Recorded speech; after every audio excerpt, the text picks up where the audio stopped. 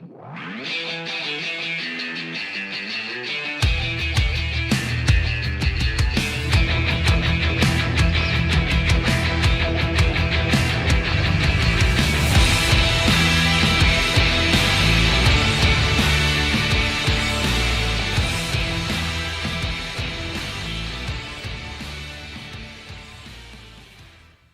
Harrison Price for Wednesday, March 4th, 2026. We're a presentation of Bet365.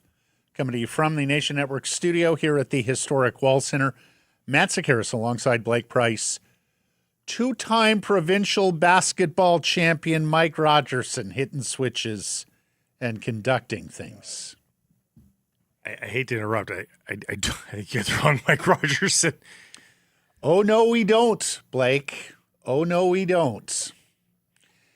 Got a itty-bitty on the Provincial Boys Basketball Championship, celebrating 80 years.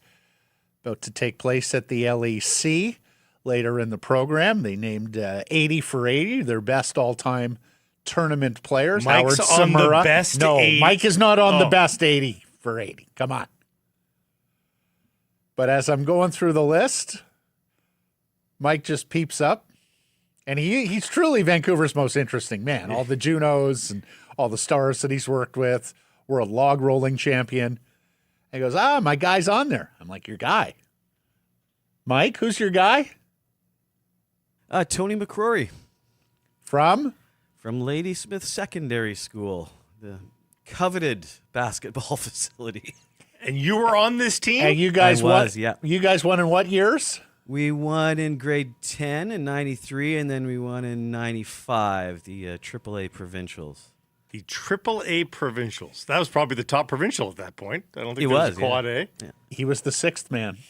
You were honestly, were you the sixth man? Yep, absolutely, yeah. You're going to have to let people in. A defender off the bench, I'm told. Tail of the tape, please. You're currently clocking in at what height?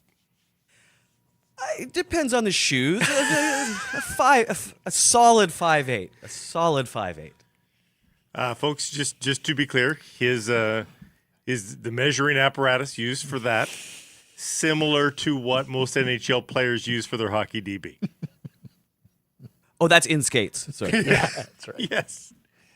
Two-time provincial basketball champion Mike Rogers. Our daily poll question, do you look back fondly on Tyler Myers' tenure with the Vancouver Canucks? You can vote yes. You can vote no. Do so at the Harrison Price X and YouTube channels. Myers traded to Dallas this morning for a couple of picks. We will get into the details and implications of that deal. But first, let's hear from the Canucks and general manager Patrick Allvin on the trade he swung this morning. Well, first of all, I want to thank Tyler for his time here in Vancouver. He's a great person and been a good hockey player for us. Tyler had a full no move.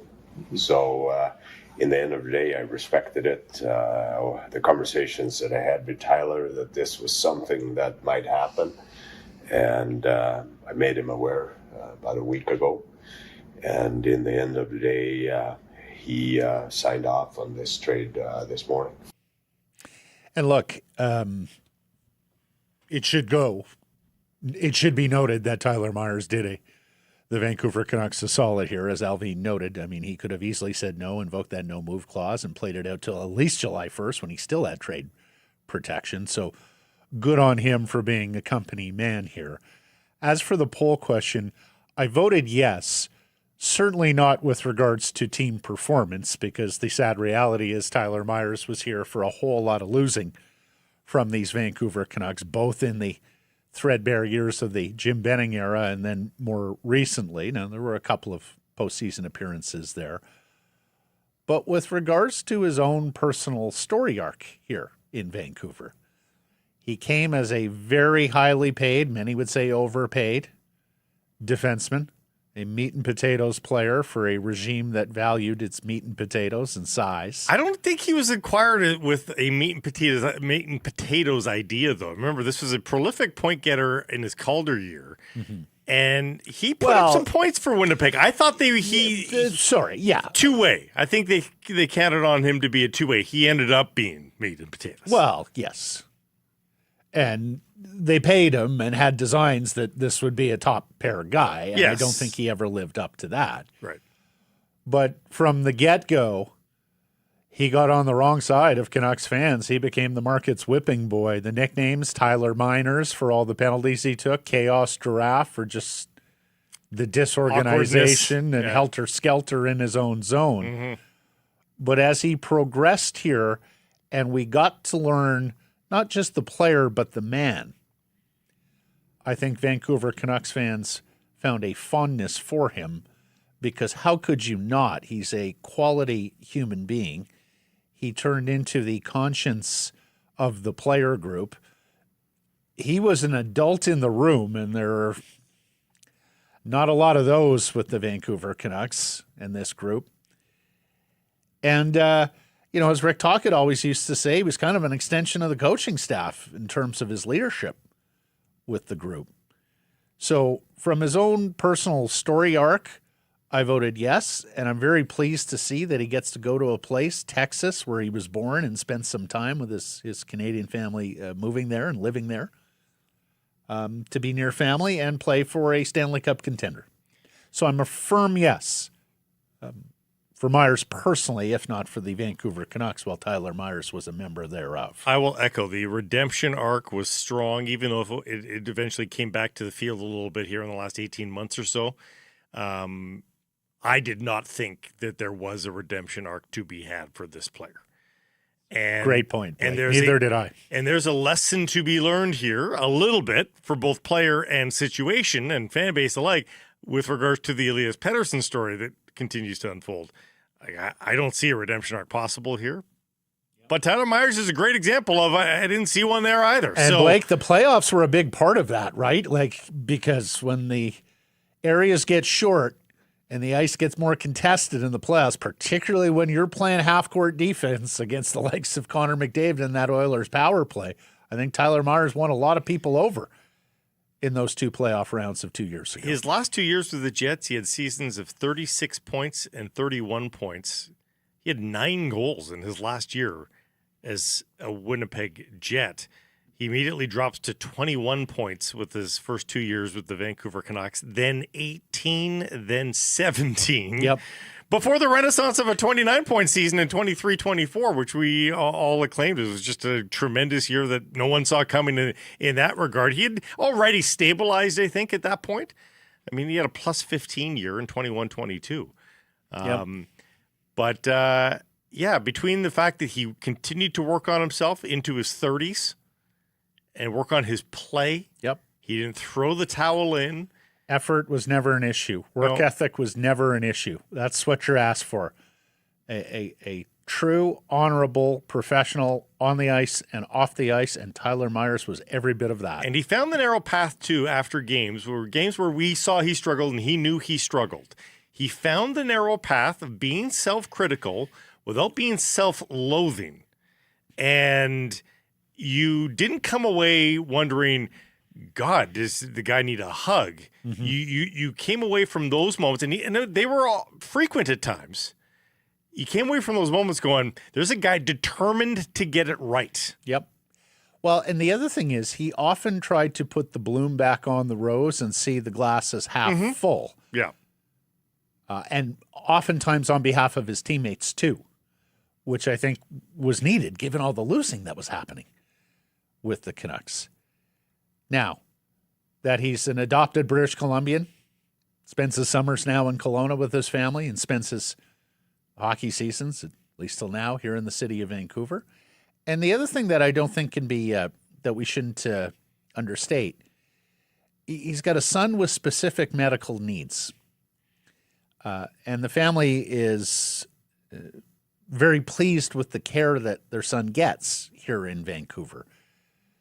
Somebody told me at this time last year, as Myers was marching towards free agency, the Canucks can do something here really ruthless and completely lowball him on the offer because given how important being in Vancouver is to the family and is to his son, he might just accept it for family reasons. And the Canucks didn't. They gave him a 3-year Market deal. value. They gave him market value, and I think that speaks to the quality of human being that Tyler Myers was as well. Frankly, until he was asked by Ben Kuzma, what was it, 6 weeks ago or so, about waiving that new move clause, and when he opened the door a crack, and we did our show on that day, I was convinced there was absolutely no way that Tyler Myers was going to greenlight a trade until after July 1st, when his no move clause turned into a 12-team no trade list, and whereby the Canucks had the ability to trade him to 19 different markets without his consent. So I'm a little bit surprised in that regard. I'm not surprised that he played out the Detroit Red Wings offer as long as he did. A, it was his right. B, I don't think that was the best fit for him. And I would bet that he was always wondering if Dallas was going to come calling, given the quality of that team, given its Western Conference, given that, as mentioned, his family has roots. And in that not state. to mention, Houston is regarded, and he's not in Houston, he's in Dallas, but he's within relative proximity to Houston, which is known for being a medical hub of the United States. So whatever needs they still require, you can bet they're not far from receiving those. Oldest player on the team, let's hear from the longest-serving member of the Vancouver Canucks, Brock Besser, on his buddy Tyler Myers. He's been a lot. Obviously, he's one of the oldest guy on our team, and he's such a good leader, such a good human being, and he comes to rink every day, and he's a pro, and sets a good example for the young guys, so we're going to miss him, but he deserves a chance to go win a cup. What sets him apart as a person, Brock? We know about the player, but there's something about Tyler, whether he's working with the younger guys or trying to keep the room going. What are you going to remember the most about that part of it? Yeah, I mean, he's just such a kind, caring dude, and, like I said, he came to the rink every single day. Good days or bad days, he always had a smile on his face, always in the gym, always working hard, always working on his game, shooting pucks on the ice. And, that's something that will stick with me. He was just one of those veteran guys that was just so good to everyone. And it's typical of Brock to take notice of that sort of thing as well. He's got his radar up for professionalism, I think. So no surprise that he had those words. Yeah, and the other thing, and Alvin noted this morning as well, just the way he handled this last week of being sat out of games for roster management. I mean, they say roster management. That's so inaccurate. For health preservation reasons, while the trade with Detroit was still on the table, and Brock was asked about that as well. Kind of how he handled everything in the last week just proved to me everything that I was thinking. Like, he handled it so good, and he showed up to the rink every day, still, everyone knowing he's probably getting traded, still working on his game, still in the gym, still communicating with the guys, still acting like he's here, and I think that's really important. Taking those game day skates, think about a game day skates. One thing to go for practice, warm up too. Well, sorry, that's what I mean. That's what I meant. Sorry, warm up. Mm-hmm. Because one thing to go to a game day skate and a practice, because you do need to make sure you don't get too rusty. But to get on and more on this with Frank coming up a little bit later, but there's a whole rigmarole of, getting dressed for a game, getting to the game, warming up, doing the soccer keep-ups in a particular dress, getting your hockey gear on, all to just do it as a performance, knowing you're not playing that night. You just did it as a performance. Break in case of emergency. You're behind glass. Yeah. And here's the other nugget we should pass along after this trade. Philip Hronek is now the only Canucks defenseman who was in the lineup in Game 7 against the Oilers a couple of years ago. Yeah. Ian Cole left in free agency. Quinn Hughes traded. Tyler Myers traded. Carson Soucy traded. Nikita Zadorov left in free agency. Only Phil Hronek is left. The rest, they're gone. They're all gone. And because of a P.O. Joseph injury now, who's gone 2 to 3 weeks, the Canucks tonight expected to dress 4 defensemen under the age of 24. And we'll get into Victor Mancini here in a second. The other thing, I'll just share this. I've mentioned this in the past. I don't know. I don't know where exactly in town Tyler Myers lived. I suspect it's on the west side, though. because of all the Canucks players I've covered in this market over almost 20 years now, I randomly bumped into this guy like 4 or 5 times over his tenure here. Once right outside our office downtown here, Blake, our old radio station office, but oftentimes in kits. Now, of course, he stands out at 6'8", and one of the things I was able to observe on a couple of occasions were Canucks fans recognizing him around town and going up to him and starting a conversation. One case asking for a photo, and just, gentle giant. Had all the time and patience in the world for meeting fans, greeted with big smile, put smiles on their faces as well. So good on Tyler Myers. And that's a darn good team he's joining too. We saw that on Monday when the Stars beat the stuffing out of these Tyler Myers-less Canucks. Let's get to our top story. It's brought to you by Yellow Dog Brewing, Neighborhood Brewing, Foolish Winery. Down to the wire. 48 hours till the NHL trade deadline, and the Canucks are still holding all their UFAs while actively shopping just about every vet not named Philip Roenick. As many joked last night, a meteor hit Vancouver before a deadline trade or an Elias Pettersson shot on goal. Did you feel the meteor last night? Did you? I did not, No, but I my didn't either. daughter I didn't says see it. she did, yes. Yeah. I saw the evidence, so it was pretty cool. Those are on visual platforms. There are all the lines about it. But that changed this morning with the trade of Tyler Myers. It's to Dallas for a second-round pick in 2027 and a fourth-round pick in 2029. Vancouver is retaining 50% of Myers' salary this year and next, which is $1.5 million. He's on a $3 million deal.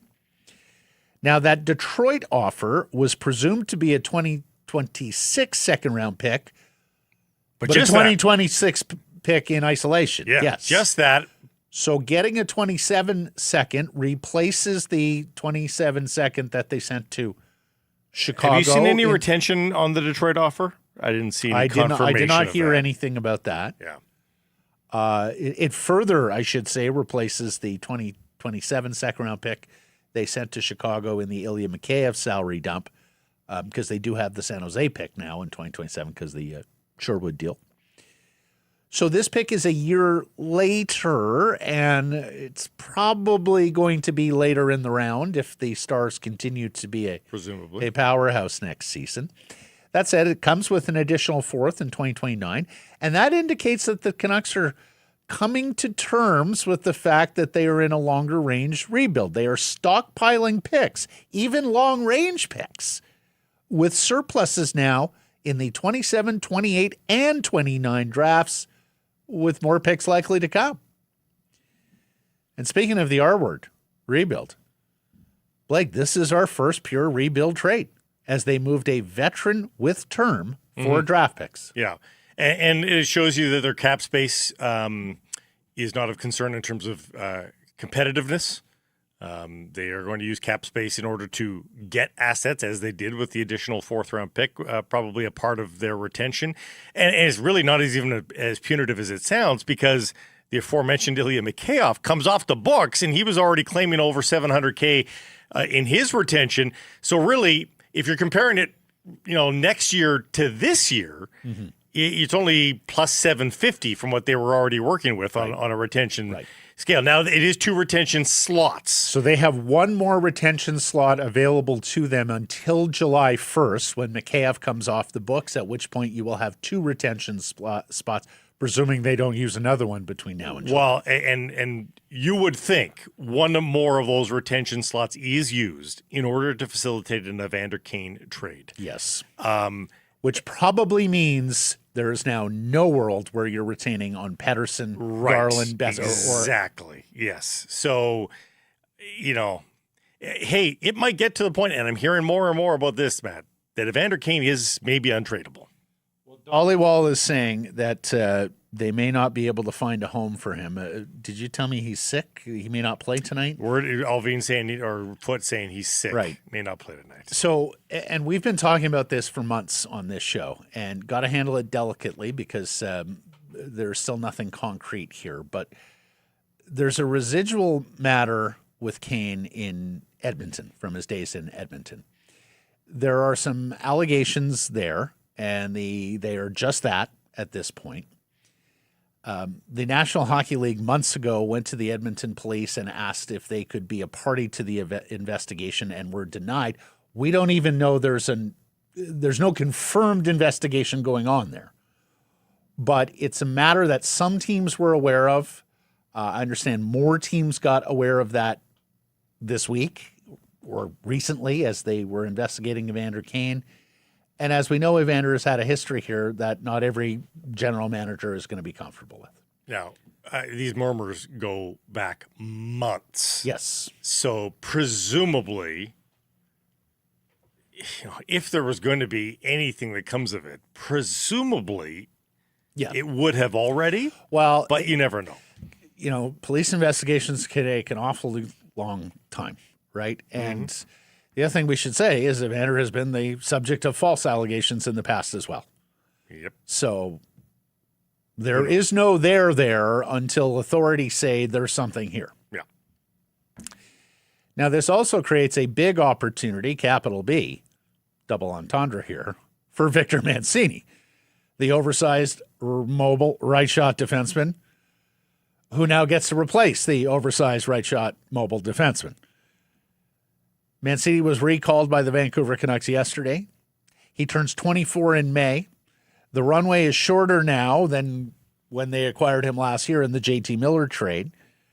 He's had chances and has not been able to stick as an every night NHL player, but he should get every opportunity now with the Canucks playing out the stretch in a whole lot of games that don't mean anything in the standings other than want to finish 32nd and get the best chance at the highest draft pick. Let's hope Mancini figures out Adam Foote's system a little bit better than the others, particularly those three other young defensemen you've already mentioned, Blake, Tom Willander, Elias Pettersson, and Zeev Buium, who have had their struggles trying to play what Foote is coaching them to play. Yeah, and in some cases, I think Elias is having a bit of a renaissance here of late, but the other two really look out of sorts, and they don't look like themselves in a lot of ways. So it will be an adventure going forward on the blue line, particularly with Joseph gone. And you hope some of these young players, something clicks. And they're able to find their stride here at the NHL level. It's a tough league. Yeah. Now, the other thing we should bring up with regards to Myers, we've had a lot of talk about which veterans should stay behind to lead the young players through the rebuild.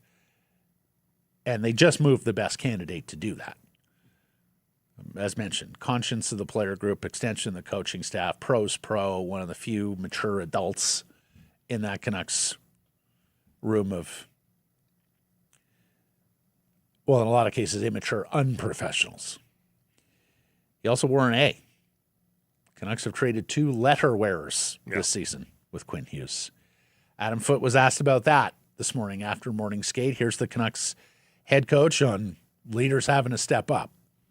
Well, you don't want to have a loud voice, or I know what you mean. Fill that void. Fill that void. Like, hey, listen, everyone's going to grow each year, and everyone's going to lead how they lead. You can't force someone to be a tough guy. You can't force someone to be a leader. They're going to lead how you don't have to be loud to lead. There's many different ways to lead, and it has to happen naturally. You teach good habits, and leaders can teach, how we carry ourselves and keep our standards at a high level, which Mize did that. There definitely be, maybe a void for a bit where guys will step in, and we'll see. That's good honesty from Foote. Absolutely, there's a void. You can't make any calls on letter wearers even for the remainder of the season until Friday afternoon, because you have to see who remains behind. Yes. Pettersson and Roenick are the 2 remaining Besser as well. Letter wearers. And Marcus would be with a no move clause. It would seem like an obvious choice. There's been no smoke on Marcus. There's been no smoke on Marcus Pettersson, but that almost makes you wonder. He has to want out of here with the way he has played and struggled under this system. He might feel super loyal to the management group that brought him in. Why? Who knows? Why? He's been around them for a bit. I mean, who knows? Loyalty in pro sports. No, probably not. But Well, and here's the thing. Seravalli saying the Canucks are trying to move everyone possible, from Connor Garland to Elias Pettersson. And I do wonder, Blake, is Jim Rutherford at the point where he is just so angry with this player group that he is willing to move somebody out, even for middling, mediocre, less than ideal return, just so he doesn't have to stomach them wearing the sweater anymore?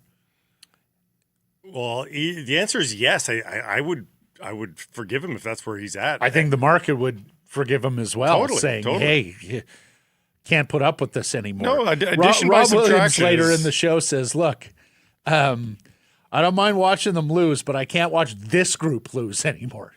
Put different people in the sweater, and I'll watch them lose right now, but I'm done watching this group lose. We talked about culture yesterday. Subtracting may improve culture, and you may end up, Matt, here's the other thing. I mean, they would know best whose deletion would be considered an addition. Yep. But there is a possibility that a couple of voices leaving that room actually floats this team up a little bit higher. Again, tough for us from our perch to make a conclusion as to who that is, but inside that organization, they probably have a decent idea of who those people are. Yep. Yeah, I could see it.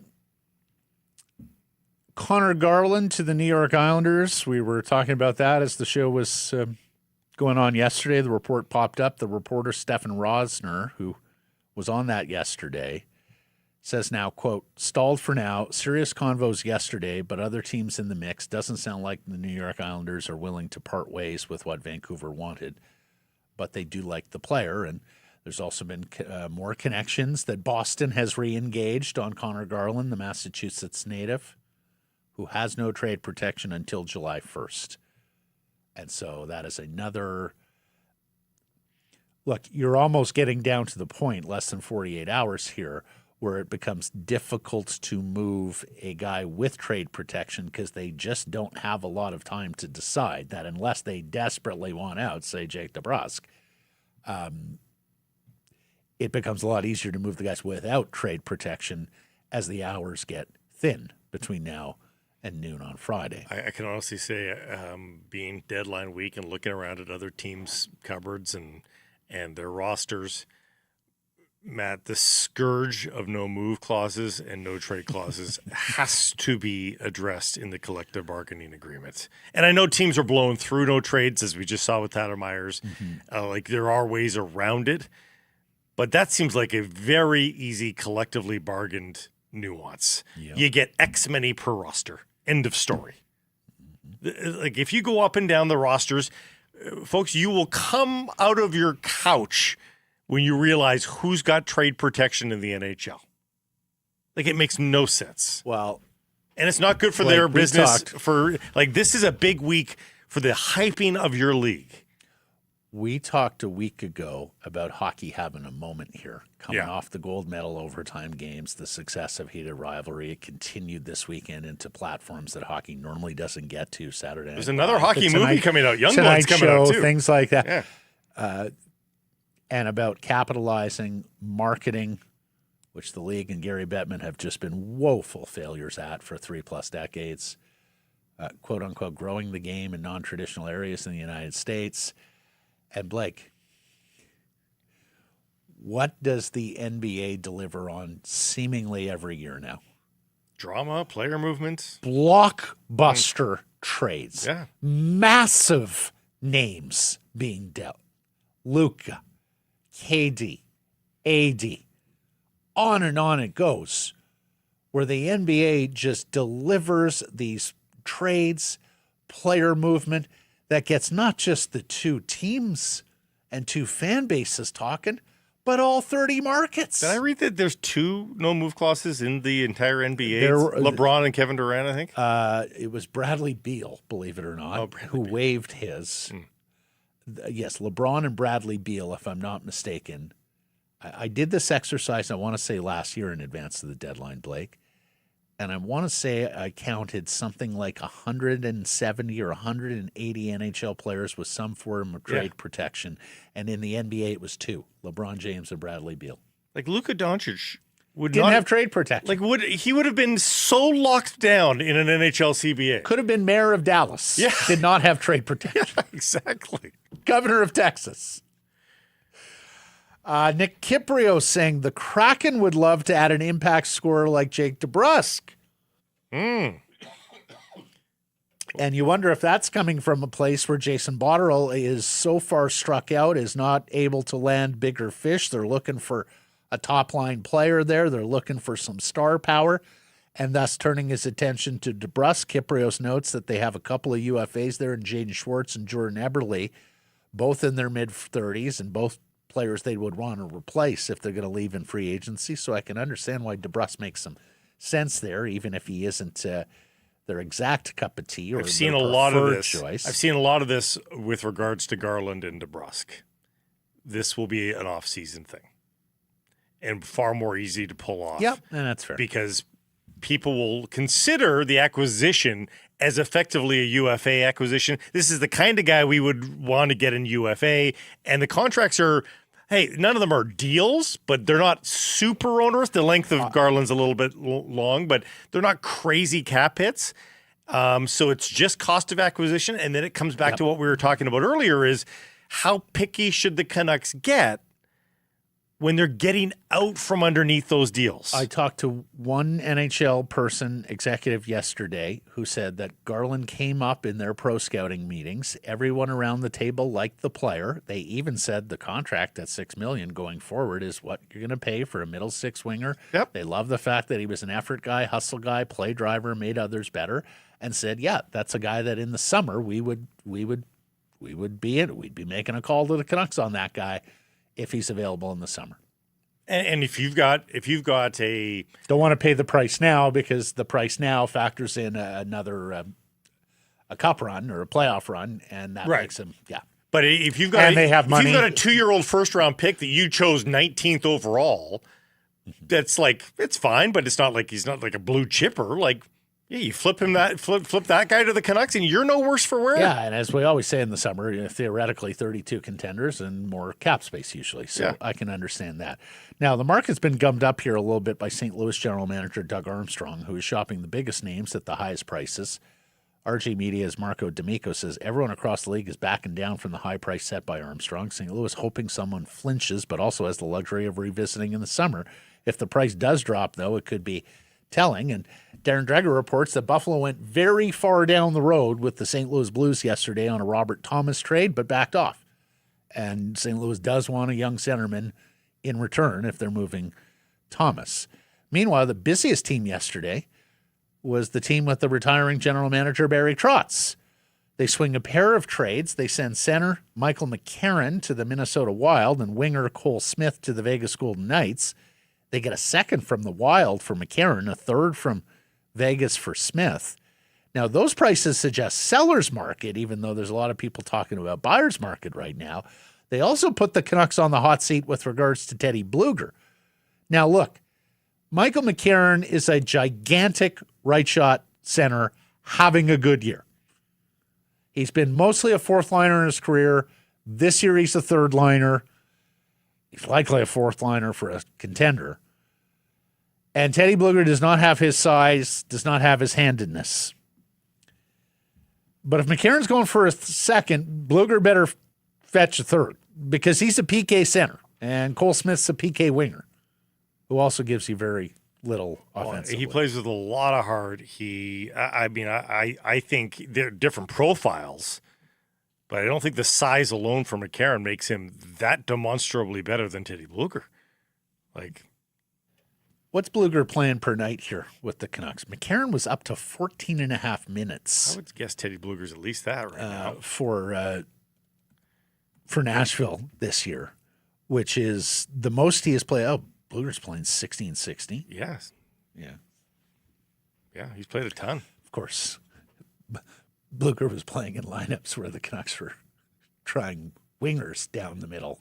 Lucas Reichel. No, he was out for that. That's why they were playing wingers down the middle. That's right. Fair.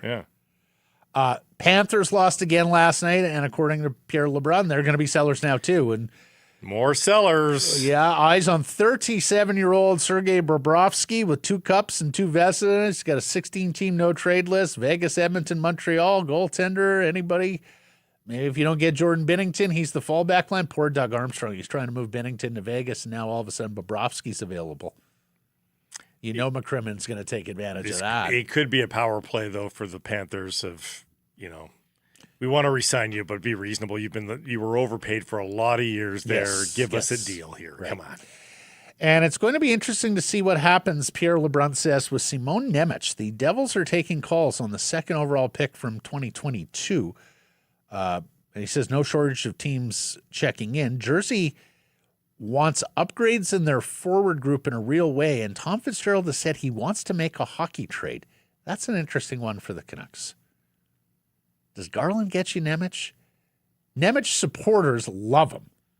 Nemec detractors think he's highly overrated. I saw a great tweet that was basically, he's way better than the haters say, and he's way worse than the proponents say. He might just be good. He might be Tyler Myers, for God's sakes. I mean, he's a right shot defenseman on 9 goals and 21 points in 47 games this year at just 22 years. He just turned 22 a couple of weeks ago.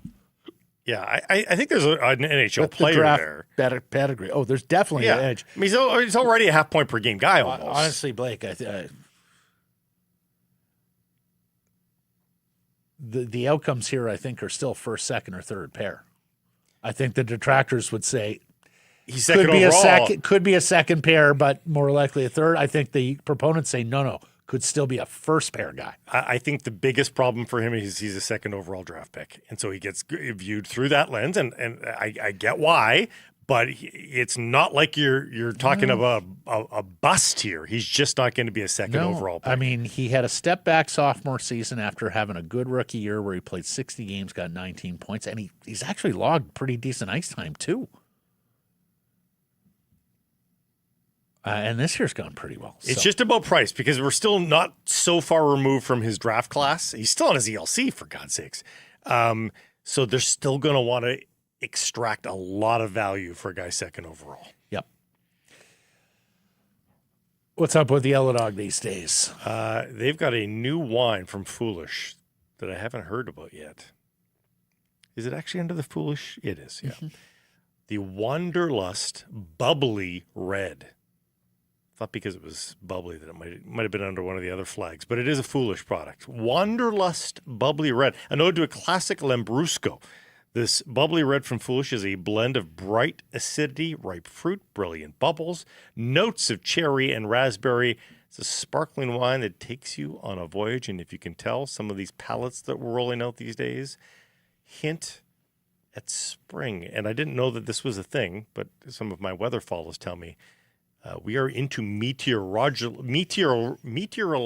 spring. It's not the spring starts on March 20th or whatever it is. Uh-huh. I don't know what that would be called, but we're in meteorological spring. I believe we'd call it spring. Shouldn't we be aligned? Never mind our clocks. Can we align? You're on when the weather spring guy. is? I would count on you for all of this information and to set us straight. Canucks host Carolina tonight. They're the Hurricanes, meteorological. Yeah. Having lost 6 in a row, 6. And look at a rebound from that embarrassing 6. One loss to Dallas on Monday. Thatcher Demko has been placed on LTIR. Defenseman Pierre-Olivier Joseph onto IR. Meanwhile, at practice yesterday, 2 players were clearing the air. God, this is such a Canuck thing. 2 players were clearing the air yesterday at Canucks practice. Patrick Johnson spoke with Elias Pettersson. Boy, it was a terrific lead in the province. This is a man in a true battle with his emotions. Sad, perhaps, probably angry. Elias, quote, "I'm capable. It's frustrating. I haven't been playing well for some time now, so yeah, I'm just trying to be me out there every game." He went on to say, "It's not fun, but I can only dictate and focus on my future." He then went on to say, "I want to do everything to help the team win, be a good teammate, play for a team, play for the team, play for the crest. Trust me, I'm just trying to find my game every game. I haven't been my best for some time. Trust me, no one wants that more than me." Patrick Allvin was asked about that this morning at his media availability. Here's the GM on Pettersson.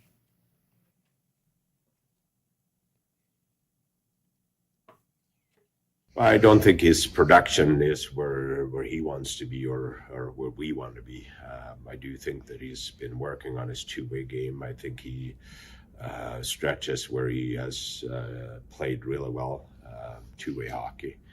But again, a player like that, you know that he's capable of so much more where his talent level is. And whatever he expressed to you guys, I'm not sure that where I believe that he was probably pretty honest in saying that his game wasn't where he wanted to be.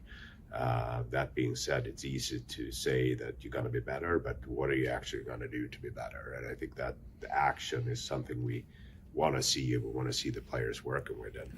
And for Elias, I mean, it's all starting by being prepared and pushing himself every day to get better. There is no doubt about his talent level. We've seen that, but hopefully he finds it and hopefully continue to work on it. Spot on, Patrick. We said it earlier this week. He sounds like a fan. Words minus action equals nothing. Yeah. It's very easy to offer words. And Lip service accountability and real world accountability are two different things. And he's also right about, the production not being where he wants to be, or the team wants it to be. And he once again goes back to his criticism of preparation, which, I mean, tells you everything you need to know. He is not the best players have a maniacal devotion to being the best and doing everything in their power to get there. Elias Pettersson does not have that. I would love to know. Elias Pettersson is not interested in turning over every rock and putting forth every single effort every single day to be the best. He has survived on talent for a long, long period of time. And I think part of what explains him, and I know everyone's, he's such an outlier, 100-point season of this. Yeah, the league gets bigger, stronger, faster, and better with the puck each and every year. And so the league has caught up to him over the years, and he hasn't done his best to keep pace. Now, there are numerous occasions, I won't say regular, but more than one or two occasions where Elias Pettersson is either the first guy out there or the last guy out there practicing shots. I would love to know. Like, it's one thing for Patrick Allvin to throw that out on the regular. What is he not doing that he would love to see him doing? Like, he's never been specific about the preparation side of things, and I would love to know. Because I think it's possible that one of two things is happening here. Patrick Allvin is spot on. There's this, and this is what I've seen from Sidney Crosby, and he does none of that. Or he's nitpicking, and he just doesn't like the player, and he just uses that every single time. How could it that be? His future is tied to Elias. And now that's a very murky future for him, for both of them. No. He's never offered up. Well, I think because he feels like practice habits are specific enough. Let's face it, Blake, you don't even get that from most NHL people when criticizing their star player. But is he saying when he's doing drills, it's not at full speed? Like, I would love to know what he's talking about. I do too. Yeah. I think it'd be a great. Can you be more specific? When you say practice habits, Patrick, can you be more specific? What specifically are you talking about? Then there was Jake DeBrusk clearing the air after his comments to Ben Kuzma. I credited Farhan Lalshi, but it was Ben Kuzma the other day about not wanting to be part of a rebuild. And Jeff Pettersson tells us there was extraordinary circumstances yesterday at the rink where either DeBrusk asked for the opportunity or someone in the organization suggested he take the opportunity to walk back the comments about not wanting to be here for a rebuild. You almost wonder whether Daddy got to him in Edmonton going, son, I read or I saw what you said. And here's Jake DeBrusk walking back the comments. After yesterday, I know there were some comments and you wanted to talk about it maybe a little bit, just this team having the young core and maybe going into a bit of a rebuild, what your thoughts were and where you stand with all that. Yeah, I mean, honestly, that's the reality of our situation. I think that there are some things that have gotten out there. Sorry for laughing, but, I'm a competitive guy. I like competing in games that are meaningful. We all do. I've been around for a while. I played probably 80 playoff games, so I got used to it. And in terms of a rebuild, that's obviously the direction the organization has said. And when you're 32nd place, it's pretty self-explanatory. And that's their right to do that. And as a player myself, my job is just to be myself, work hard every single day, and honestly be there for my teammates and just be myself. And I think some of the things that have been reported were. I think I didn't actually clearly extend my intent. I think 5 days ago I said something that pretty much summed it up, is that, I still believe in this group. I would sign my deal if I had the chance to now, and I still believe in this group. I signed a long-term deal for a reason, and, I can defend that. It's what I believe, and I don't change my mind that fast in 3 or 4 days, but in saying that, I got to take responsibility for certain things, and I just wanted to, I guess, clear that up. And look, that's good on DeBrusk. Now, not everybody is as gifted a communicator as Jake DeBrusk is, so I'm not sure that every NHL player would be capable of something like that. But he didn't shit on the reporting. He said, I got to be clear. And also, he did a great job of explaining where he was coming from. Yeah, I get it. Well, he also You're accustomed to being on a playoff team, and you joined a playoff team, and it has gone god-awful in your year and a half here. And I can understand why that gets you down in the dumps and looking around and going, do I really want to be a part of this for years? 5 more years? Also, Matt, compare that. I think it's very clear, judging by Olivia's question. Jake DeBrusk went to Olivia McDonald and said, hey, can we do a thing today? Because I want to clarify what I did. I would bet, which is conscientious. I would bet large sums that that's what happened. If it was him on his own, if the first part, I would guess he did. Yeah. I mean, Jeff said it could be someone in the organization, but if it was him on his own, then yeah, that's being an adult. And it just, again, for Elias Pettersson wanting to avoid headlines, there's accountability there. He's making a headline, and goodness. guess what? Then it's all going to go away. Here's the thing, Liz. You make a headline, pretty short shelf life in today's news cycle.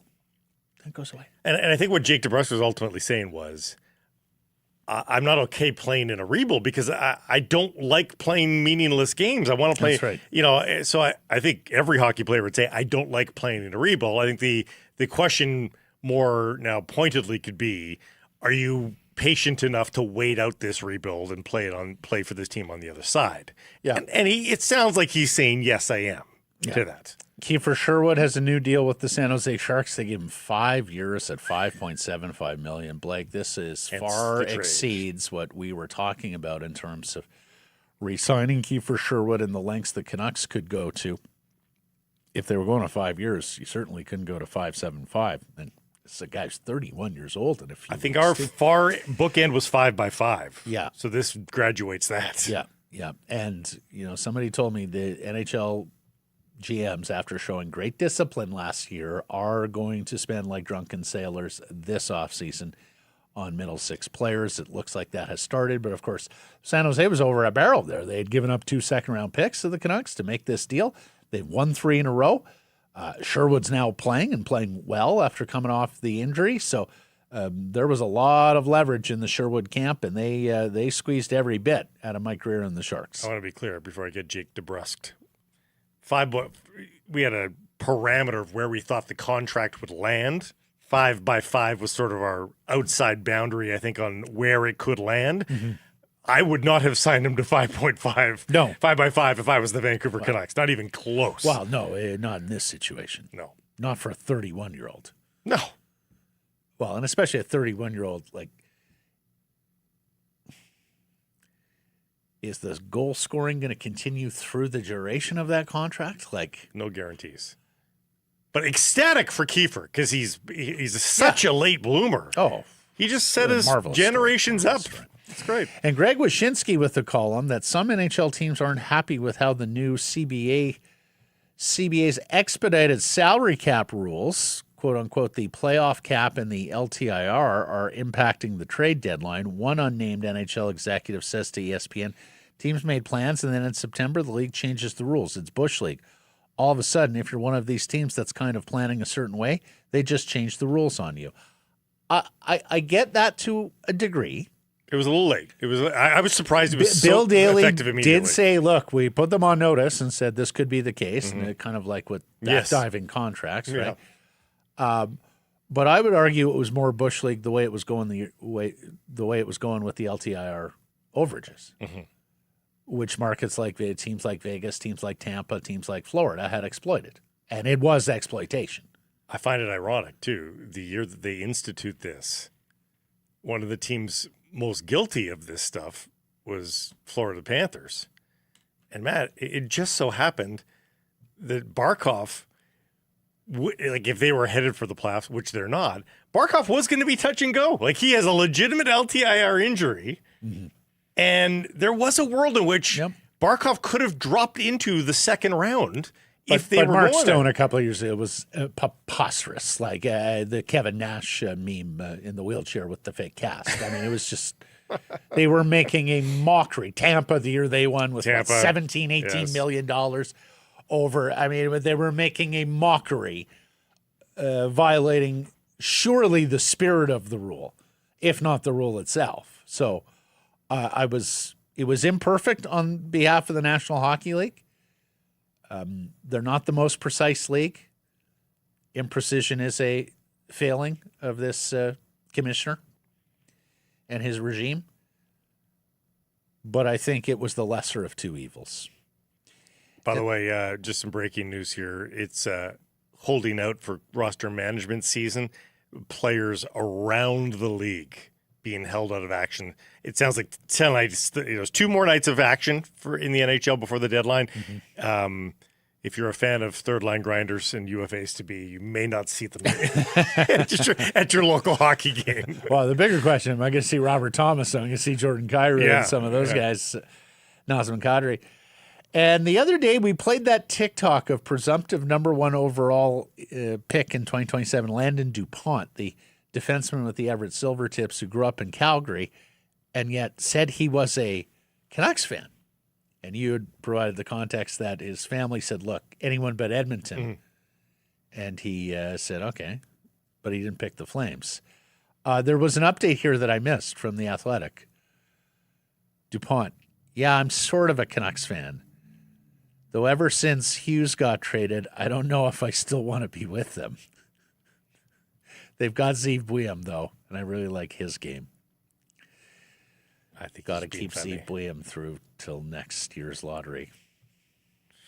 Want Landon DuPont as part of this. Then want the other Canucks fans, Macklin and Connor. Let's get to our menu today. It's brought to you by Greta, a fantastic spot to watch all the games, to pregame or postgame. You were mere steps from the arena and the stadium. If you're planning a team party, a family reunion, an office, workplace gathering, check out Greta. They got the private riser in the back, the arcade that encircles the bar, a delicious menu of food. The poutine is decadent. It serves 2.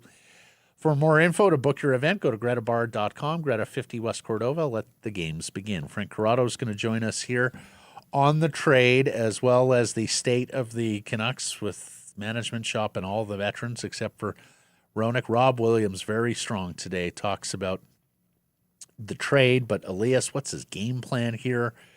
And really good take from Rob, thinking back to 3 years ago when they had Horvat, Miller, and Pettersson down the middle. And the ways they have gone in that time, those 3. Well, on the power play with those 3 guys and Quinn Hughes on the point. Like later in the show, we'll talk some footy. Whitecaps have a big one against the Cascadia rival on the road this week. We have a transportation plan for the World Cup here in Vancouver on match days. Kenneth Walker looks like he's bolting Seattle. One insider says he is absolutely leaving the Seahawks. Huge trade in the NFL today between Kansas City and the Rams. We mentioned the high school basketball tournament at the LEC. That's getting going, and an exciting day for Canadian and BC golf with a new shooter on the LPGA Tour. All of that is coming up on the show today. Time now for our Bet365 bets of the day. I took a future yesterday on Mboko winning at Indian Wells, but you got another win with San Jose. You've been pretty good. 2 for 2 this week. I'm taking a bit of a flyer on this one, and we're thematic, Matt and I, today. Players that have spoken out. Who backs up their words? The walk back tour. The walk back tour is on the ticket.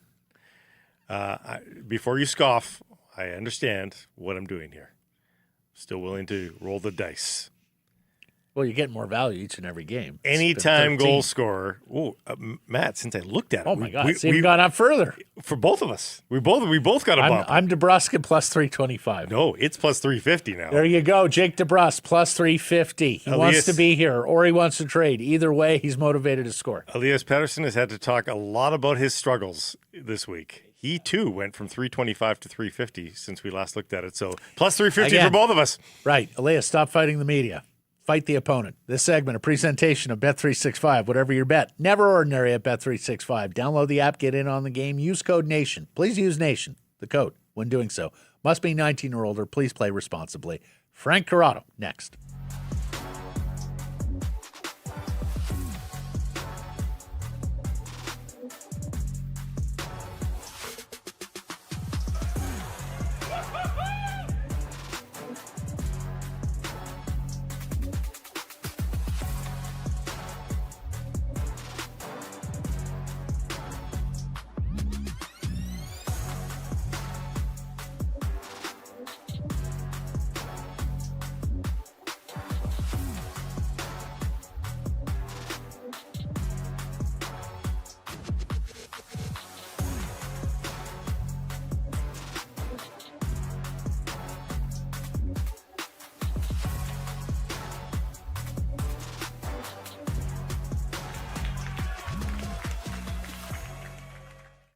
Secure some price from the historic Wall Center.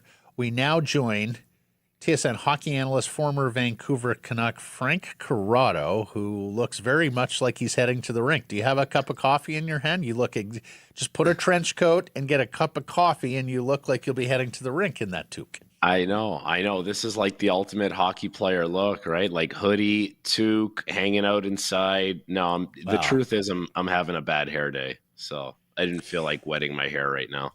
It's only the ultimate hockey player look come this last season, Frank, because, of course, before you would be in the full suits with the toque, right? You had to wear the suit off the bus to walk 12 steps to the arena to get out of the suit to put on your hockey gear. This is the practice look. That's the practice look. What would your fit be now? If you're in the league right now, what's your fit look like as you arrive for a game? Ooh, that's a good question, man. I have terrible style. I would honestly probably just still wear like a suit, maybe no tie. I think that's what they do in Pittsburgh. That's the default. I think that's as loose as Crosby let the dress code go in Pittsburgh. Just no tie. Just no tie. Yeah. Can you believe we're getting off topic here? But I know. As somebody said to me when the new CBA was done, all they got was Olympic participation and no dress code. Can you believe the rank and file of the NHL so prioritized dress code as something they wanted in the last CBA? Like, was that talked about when you were on buses and in rooms? Oh my God, these damn suits! We have to wear these damn suits. Okay, I will tell you this. On an NHL game day, there's more wardrobe changes than a Broadway show. Mm-hmm. Because you get up in the morning, and let's say you go down for breakfast at the team hotel. Then you might go back up to your room. Okay, so then you'll throw on like your clothes that you need to go to the arena, which are business casual. Then you get to the arena, you get out of those, you get in your gitch, your shorts and t-shirt. Then you get out of those, you get in your gitch, so you get dressed for playing. Then you get showered up, you put the clothes back on. Then you go back to your hotel, you put your shorts and t-shirt because you want to take a nap. Then you wake up, you put your suit back on, you take your suit off, you put your equipment back on, you put your suit back on. You're like, are we playing hockey or what? Like, are we in that is a theater lot class here? Yeah. Think about it. There's a lot of wardrobe changes on an NHL game day. Well, and what I couldn't get is they insisted on the suits. In some cases, you were literally walking across the street to the arena, like less than 50 meters. In Edmonton, you don't even leave the complex. That's right. Yeah. And you had to wear the suit. The big one that I always argued with was like in the minors, it's be like a Tuesday or a Wednesday in Binghamton, and we got to throw the suit on for the arena Zamboni guy to see us. Right. Like, no one sees us. Exactly. Yeah. Okay, moving right along. Tyler Myers, he's a Dallas Star, and the Canucks have a couple of picks while retaining on his salary. Wearing his custom-tailored 6'8" guy suits. That's right. Dallas. Yeah. What do you make of the deal? I think Vancouver does pretty well to get the 2 picks out of it, and they don't have an issue retaining salary because why would they? They're going to be unloading players. They don't, it doesn't really matter for them. But yeah, to get a second and a fourth for Tyler Myers, I think that's pretty good work. Listen, in a perfect world, you could get a first round pick, but I think we've come to realize that even with a player like Kiefer Sherwood, who is in high demand, the first round pick is not there for you. So all things considered, it sounds like it's a buyer's market, but that's still a pretty good price. That Vancouver brings back. So I don't have an issue with that return. I don't know if you guys see it differently. It's a totally fair return. His stats are not good. He is not playing the way he did 2 years ago. Anybody who's thinking that this was going to be a first round pick is delusional.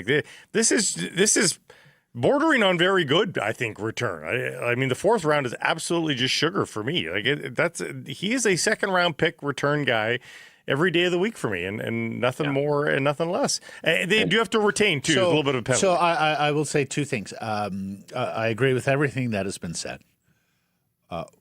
Would have very much liked a 2026 second rounder as opposed to a 2027 second rounder. Scratch the issue now, yeah. Detroit was offering just the 2026 in isolation, and so this is an additional pick, and it is well down the road, but even that is somewhat positively viewed here, Frank, because, look at this. They're stockpiling picks and long-range picks, which suggests they understand for the first time in forever that this could be a longer-term project to get back to competitiveness. Talked a little bit about how, it's Dallas as opposed to Detroit. It will probably be a little lower down. But at the end of the day, if Tyler Myers wasn't going to go to Detroit, then the alternative was you were going to have to peddle him in the summer. In terms of retention, not ideal, but again, something I can live with because he's off the books at the end of the last year, and you are going to get a retention spot back this summer after Ilya Mikheyev's salary comes off the books. So I can even live with that. Yeah. And keep in mind, right? It's 36-year-old Tyler Myers. So there was a limited amount of value around the league as far as what you're going to bring back. And I think for Dallas, they get a right-handed defenseman, which is something they do need, but they've never been able to get a bigger, not like a bigger player, but like a more able kind of player. It's like they bring in CC, Labushkin, now Tyler Myers. There's really not that much separating all of those guys. They brought in Matt Dumba before. They haven't been able to really get the big upgrade at that position. So I guess they look at it and say, listen, he's huge. He can play some minutes for us, and we're a really good team. And so, maybe it looks better on our team than it did in Vancouver this season, which is a conversation we'll probably have, for a lot of guys that get traded off teams like St. Louis or Vancouver or even Toronto for that matter. The Canucks have made some trades and moves that have called into question, I don't know if integrity is the right word, but competency. It made them look like, maybe not living up to their word, that sort of thing, trading away guys, asking for no move clauses to be waived, et cetera, et cetera. This one, they work hand in hand with the player. Player saw the price of bread coming on July 1st where he doesn't get a say at all. They gave him a huge shout out in the press release for working with them. Do players? People are wondering if players are going to avoid Vancouver based on management's prior sins. Does this patch that up at all, or does none of that get sort of seen by possible UFAs in the future? I think it's so easy to tear something down, and it's really hard to build it up. And so if you're talking about reputation that Vancouver is going to have for players coming in, it's like they've seen so many walk out the door and kind of get kicked on the way out that now they need a long road here of making good with guys that eventually do leave and guys that are willing to work with you and guys that were good soldiers. I was putting together some Pettersson video for Trade Center on Friday, And I was kind of going back to the 2 years where he really cooked, right? Like 2022, 23, and then that first half of 23, 24, before he signed the extension. And you're watching that video and, you see the power play and you're like, there's Quinn Hughes, there's Horvat, there's Miller, there's Pettersson, there's Beauvillier, and there's all these guys. And you're like, the hell, none of these guys are there anymore. And how did it all end? Like, a lot of it ended unceremoniously. Yeah. Like that's a lot. Like that's a lot of repairing that they need to do. So they're going to have to win more than just the Tyler Myers press release. Like, they're going to have to do a lot of work to kind of repair. Because if I look at that and I see that, I think a player who would be aware of it would be like, how the hell did they mess that one up? And how did they mess it up that many times? So I think they've got more than just the Myers press release to go to kind of patch up their reputation. You were one of the biggest Victor Mancini fans. He's a stan of yours from the moment he was acquired last January 31st in the deal with the Rangers. Big opportunity here for Victor Mancini, and maybe a last opportunity with him turning 24 in May. Frank, your thoughts? It's been a year plus as a Vancouver Canuck. Why don't you think it's happened to date, and do you still hold out hope that he's an NHL regular down the road? I think there's been moments where he's shown the signs of what he can be, but typical with young defensemen, it's like a consistency thing and it's a trust factor thing. And that's, they kind of go hand in hand. If you want to win over the trust of your coach as a young defenseman, you have to bring a high floor, and you don't necessarily need like the high ceiling, but you need to know that the high floor is there on a night-to-night basis, and know that, if you're going to miss, or if you're going to go through, periods of hockey where it's not going to be your A stuff, like your B stuff doesn't hurt you and doesn't hurt the team. And so that's probably,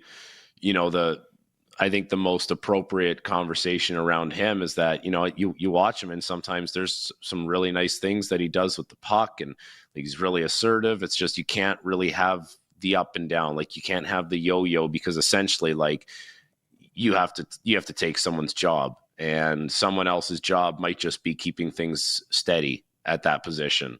But this is a great opportunity for him.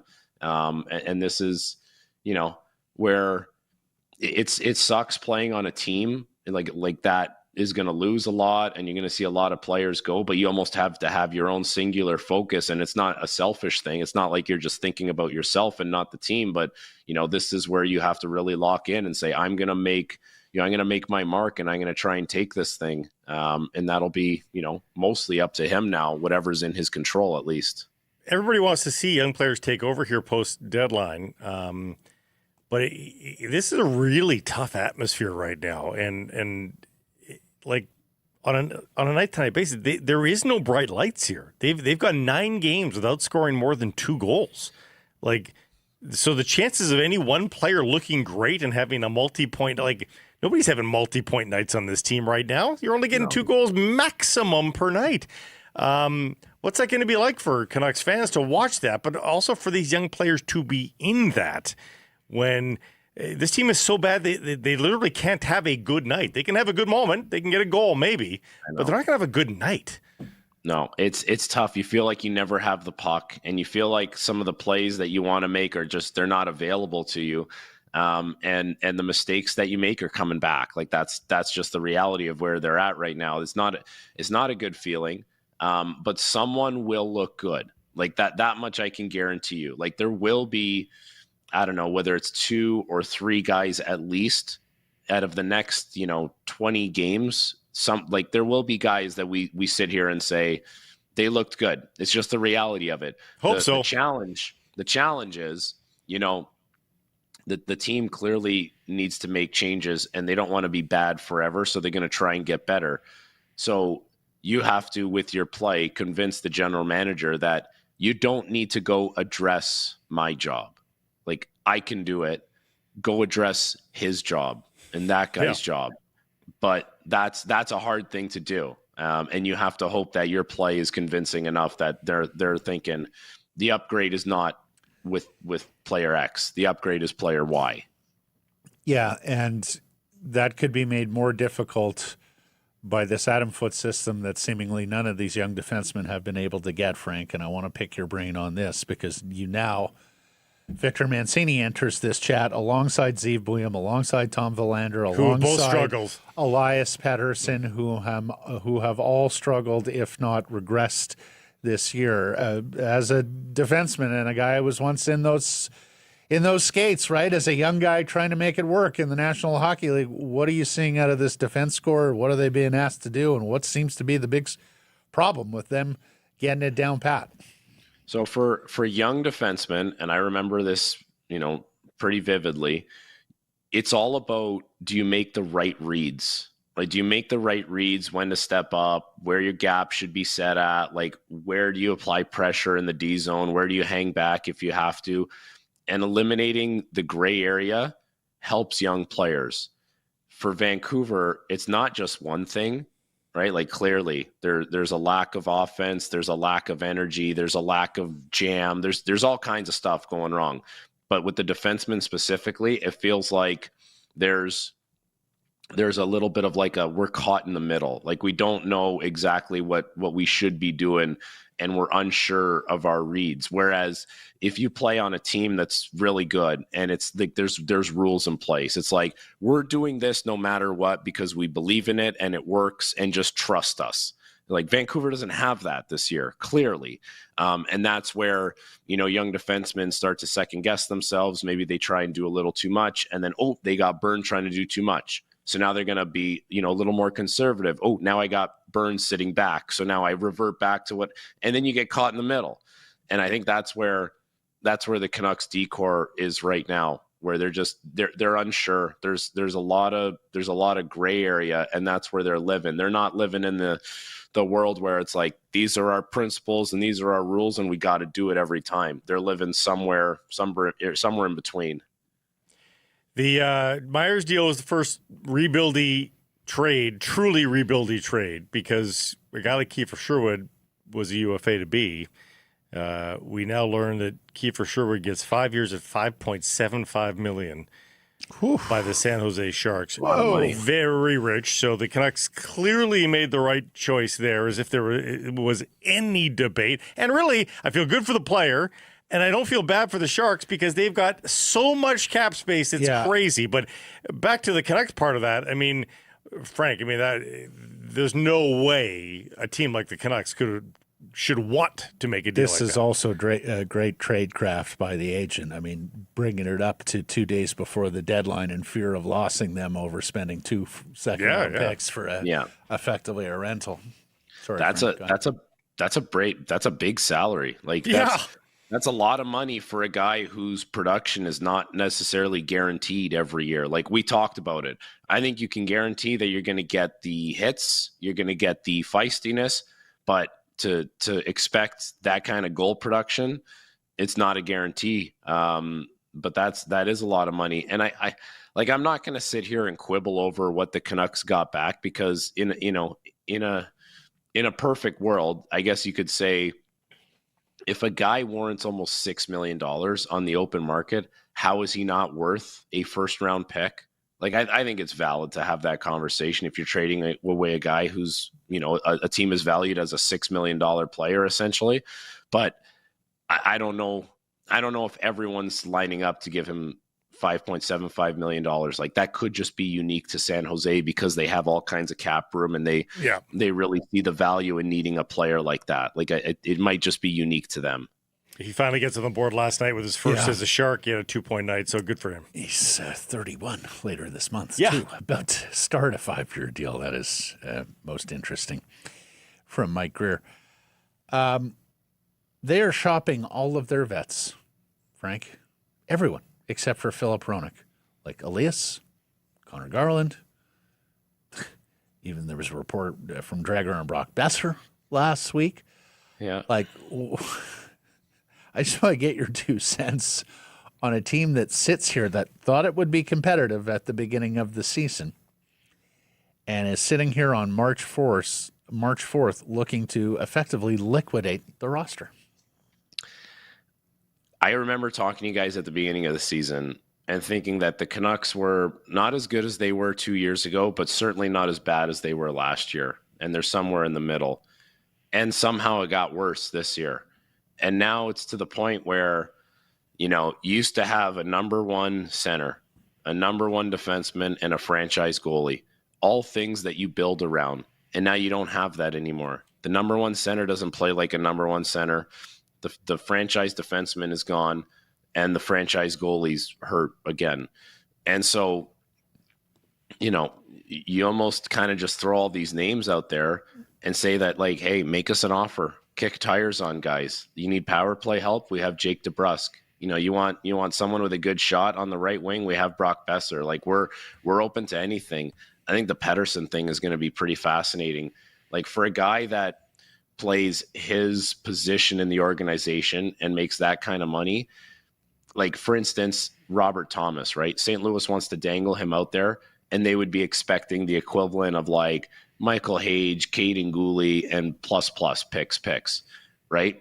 In theory, that's what Elias Pettersson like the kind of return they should be looking for. They won't get anywhere close to that. They'd be, a team taking his money would be doing them a favor at this point, which is crazy. Like, that's how much it's fallen off. So it's hard to explain how it happened, but with I guess two of those like three franchise guys really deteriorating, and one guy's relationship with the organization, I guess, deteriorating, this is where you're at now.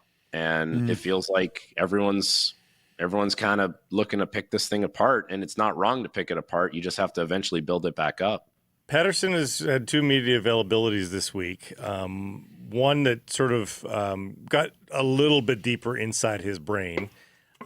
He is absolutely fully admitting that he's been trying to get his game back and cannot get his game back. Notable to me, Frank, is that he has not pointed to injury. And I think this time, and in any recent memory, you have to go back a year and a half, I think, to find the last time he pointed to an injury. I was hurt late last year, but okay. But I don't think this is a player that's above pointing to an injury if he wants to use that as a crutch. Yeah, to me, it's notable. Well, he has in the past. Yeah. So to me, it's notable. He's not saying, I'm still working on the blah, blah, blah. Like, to me, I'm more aghast at that then. Like, if the player himself doesn't know why he can't be his former self, I mean, where are we here? I know. So I was looking back at old highlights and old games of him this week just to see, like, what did it look like when he was playing really well.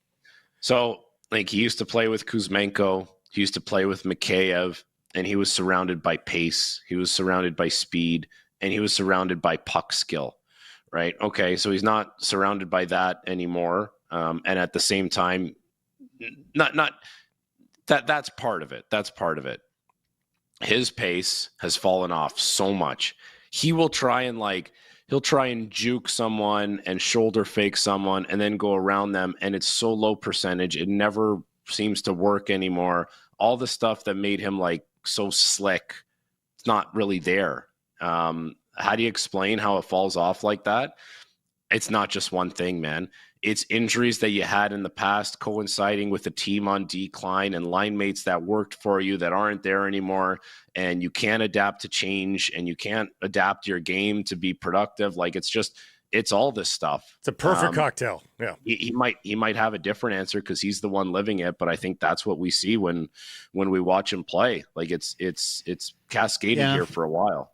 And I hear that, Frank, and I will concede Kuzmenko. They seem to have magical chemistry together. I think Kuzmenko was like a perfect winger for Elias. Now, remember, some of this was in the Boudreau era when they weren't really playing both ends of the rink either and were able to explore all their offense. It's just, for me, like, DeBrusk, Garland, Besser are not chopped liver as wingers, right? Like, yes, okay, they're not ideal wingers. Yes, they're not. There's no one there that you say is the number one winger. Absolutely. No hyper skill, no hyper speed. No, but, it's not like Kuzmenko and Mikheyev and, other guys he played with when he was going were number one wingers either, at least, absolutely entrenched year in, year out. Anyways, well, we'll see where this goes. Frank is working the trade bait board, the magic wall, tomorrow at TSN for Trade Center. Friday. Or sorry, Friday for TSN Trade Center. Yeah, just hoping it gets here sooner here. Yeah. So do your best, Steve Kornacki. We'll be watching. Thank you for this, and we'll catch up next week, Frank. Okay, boys, have a good one. Yeah, we'll see what Friday has in store. Sick Harrison Price from the historic Wall Center. We welcome in Rob Williams, the national sports editor of the Daily Hive and its Offside Sports Vertical. He's back from Milan, and we've got trade news with the Vancouver Canucks. What could be better, Rob? How you doing? Love a trade to start the day. This is great. I mean, Tyler Myers off to Dallas, which is I think when we heard the talk of Detroit, it kind of trickled out pretty quick that Myers would prefer to go to Dallas. And I thought they ran the risk of this getting really awkward this week. Like, what was Dallas's offer looking like? And I think they did all right. Detroit apparently was offering a second-round pick. They get a second-round pick from Dallas. It is 2027, but they also get a fourth-round pick in 2029. The franchise is finally starting to stockpile some draft picks, and I think it was a move that needed to get done. And even if you are the most rosy-eyed optimist of the Vancouver Canucks rebuild plan, and you think they can be competitive even as soon as next year, you're not taking away that much from this team. He's been very good the last 3 or 4 years. But this is not a profound loss, and I say that with the most due respect here for a guy who's had a great NHL career. But it's the best case scenario here for the Canucks is that they get out from underneath some cap space that can be weaponized perhaps in the years to come, and they're not that much worse. That's right. I mean, I think Myers. Look, again, I think Myers had a really interesting tenure in Vancouver. He signed here in 2019, had the big contract. For the duration of that contract, was it 5 years? I thought he was kind of the whipping boy, wasn't he, among fans? And he kind of, by the end, I think became a bit, dare I say, a fan favorite. I think people, had a soft spot for Tyler Myers. I think, getting off the big contract helped, but I think people began to appreciate the way he played. I think he started playing a more, stay-at-home style of game once Rick Tocchet took over and sort of solidified himself into a second pair role. So there's that, and of course, he's well regarded as a leader, and he's a pro in that room, right? Like, there's always, I know we're going to talk about Elias Pettersson speaking to the media, but like Tyler Myers is the guy when you can't, when some of the Canucks stars over the last few years are nowhere to be found in the room, Tyler Myers is the guy that gets trotted out and just is a professional and just answers the tough questions and does it professionally as he can. So they're going to miss that, but let's not oversell this. Like, the Canucks are rebuilding. They need value. Right. And they get a second round pick and a fourth round pick for a 36-year-old hockey player. And look at his counting stats. He's got 1 goal, 8 assists in 57 games. He's a minus 25. Obviously not alone in his struggles, but it's not like he's having a really big year. So I think if you get a chance to trade him now rather than risk his value dropping off a cliff next season, you do it. And I feel good for Myers that he's going to go to a legit Stanley Cup contender and have a chance to play playoff hockey in Dallas. We're asking on our poll question, do you look back fondly on the tenure, Rob? If you had to juxtapose whipping boy versus fan favorite of late, where do you land? I began to really like Myers. I mean, yeah, look, he had the big contract, but they also needed a top 4 defenseman at the time. The defensemen always, draw the ire of fans when you have a bad team, right? Because if you're one of the better defensemen, you're going to play a lot. Alex Edler went through the same thing. I think I don't know how fondly I can look back on it now because the team was just so poor during his tenure. But yeah, I look back fondly at Myers' time here. I thought he was a good soldier on the Canucks for a number of years. Now, a few things we should discuss here. The offer from Detroit was a second-round pick in isolation. That said, most who were on that file believed it to be a 2026 second-round pick.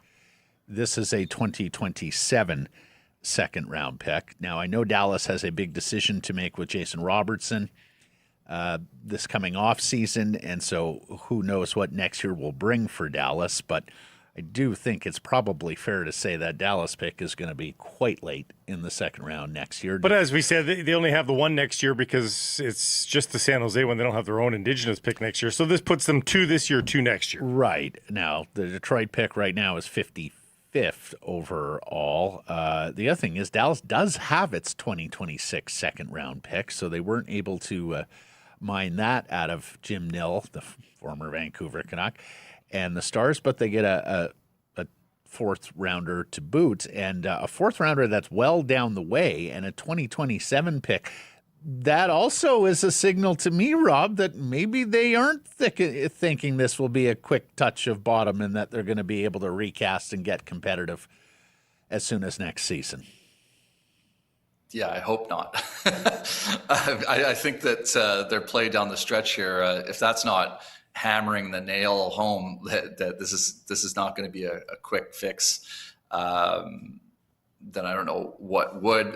The one thing to note with that Dallas pick is that the Central Division is so tough that if you get knocked out in the first round, that pick doesn't end up being right at the end of the draft, even though they end up having one of the top, might be one of the top teams in the league for the next couple of years. So yeah, I don't mind that. But like, fair. when you start getting into the second half of the second round, I don't know, just add picks. And I'm glad they did it. And, hopefully hopefully this is just the start and they're able to just collect picks and just get, the we need an army thing. Like that's absolutely true here. And I hope that they don't get too fond of their own veterans. The fact that they're moving on Myers, who is one of the more respected guys in that locker room, I think is probably a good sign that they're,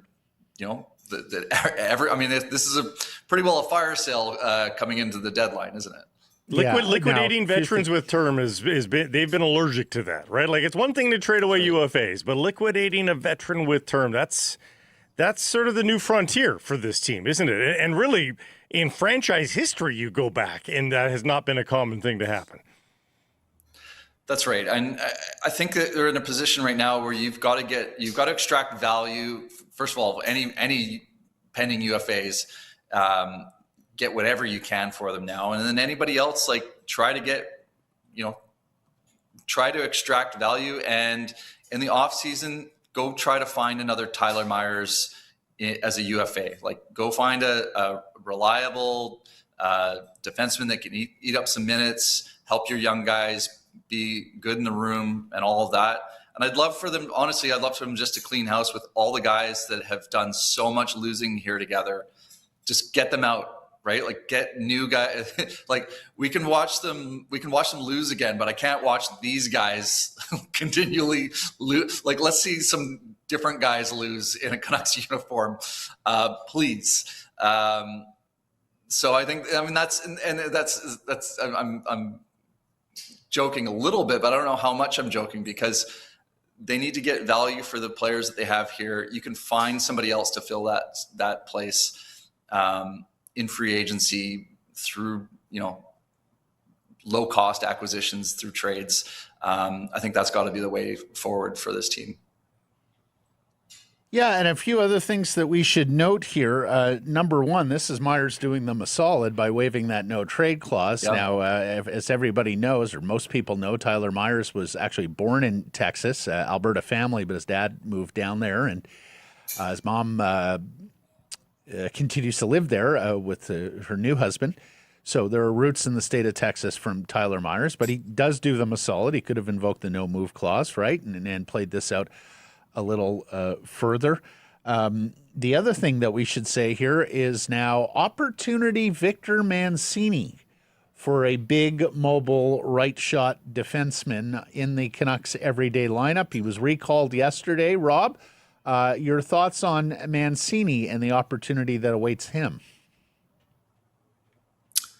Yeah, great point. I think with Mancini, we haven't seen a lot of him this year, have we? Like he had the big playoff run on the way to the Calder Cup final with Abbotsford. He was one of their top players, and he was one of the guys that I think we thought that we'd see a bunch in Vancouver this season. I think we're probably seeing more of Tom Willander than I thought we would, and probably less of Victor Mancini. It'll be interesting for him, and he's not, how old is he now? 24, like 23, 24. Like he's getting to the age where he's got to start showing it like soon. Like he doesn't have like 2-3 more years to kind of prove himself. Like he's got to start playing NHL games, contributing right away. And you got to figure out, what do you have in him? Is he someone that you pencil into your lineup next season? Because it's not like he's a guy that you're going to be able to stash away in the AHL for 2-3 more years. Well, I think the thing is, Rob, who cares about next season? So, yes, you can pencil him in for next season, and however he plays is how he plays. And the closer we get to the end of the season, and certainly past the trade deadline, that's going to have to be the case, isn't it? Like, that's another reason to trade the UFAs, if not to extract some value out of them, to create the space for you to see what else you've got in this organization, to make decisions on guys like Max Sasson, Linus Karlsson, and Atu Ratu, and Danila Klimovic and such. 100%. I mean, they shouldn't be in a spot right now where Atu Ratu is sitting, right? Like this is a guy that, they were turning down trade requests involving Ratu last summer, right? And now he's having trouble getting into the lineup. You got to figure out what you have in all these guys. And geez, hopefully some of them start showing more than they've shown, right? There hasn't really been that shining light of a prospect or two. Like normally you have something like that, even on a bad team. I even think back to like the Willie Desjardins years. Like remember everyone excited about Ben Hutton and Troy Stetcher and guys like that. Like where are those guys? Like, I think we'd really like to see, I think Liam Ogren's shown some flashes, but I'd like to see a little bit more out of all the guys that came over from Minnesota in the Hughes trade. You'd like to see Jonathan Lekaramaki. I know he's hurt, but we haven't seen a ton out of him to really get excited about. It'd be nice. I don't know, Tolopilo, I guess. Is that who we're excited about? Don't know what his future is. Right. Young guys can rise above the fray. I always am pointing back to San Jose's team of the last few years. Fabian Zetterlund, 22 years of age with the San Jose Sharks. 24 goals on a dreadful Sharks team. Yeah. But he was given opportunity and said, hey, I'm worth something. Ultimately, they used him as a trade asset to get him over to Ottawa. But this guy is the guy who's a 20-goal scorer, and he was able to become that on a terrible Sharks team. Yeah. And now, I mean, we're in the final stages of the season now. I mean, so I don't know if I have that much hope for this year, but hopefully next season that we start to see a little bit more to really get excited about. Even Marco Rossi, I know he was banged up when he came over. We haven't seen a ton from Rossi to really get fans excited. Remember when Philip Hedl came over last season and showed some flashes, and I thought people, before he got hurt, people started to get excited about Philip Hedl. It'd be nice to have something like that, to keep fan interest. And show some signs of hope for the future.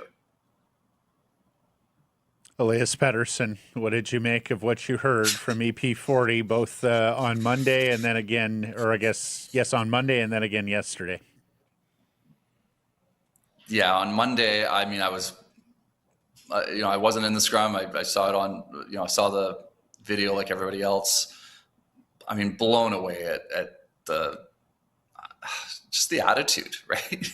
It's like like you're having a terrible season. You've been awful for 2 years, and you just hear the dismissiveness in every question. Like, I don't know what his game plan is. Like, even just for his own, like strategically for himself. Let's not even say like how he should, what his responsibility is to communicate to the fans or take ownership or whatnot. But his answers are so short. I don't know if he thinks that he's going to get out of the scrum in 30 seconds if he just answers like 4 questions, like with like 3-word answers. Because like, to me, it's like, if you answer every question that shortly, like you're going to have to face more questions. Like you're going to end up facing like 20 questions instead of 10 questions. If you just give a bit of a, he needs to be able to play. I think if he played the game a little bit more with the media, it would be an easier time on himself. Some of those first questions were very open-ended. He could answer them in a number of different ways, but he just refuses to open up. And then the questions begin to get more pointed towards the end. So yeah, I just thought it was just, I don't know. It was just more of the same from Elias Pettersson, to be frank. Like he doesn't like talking to the media. It shows.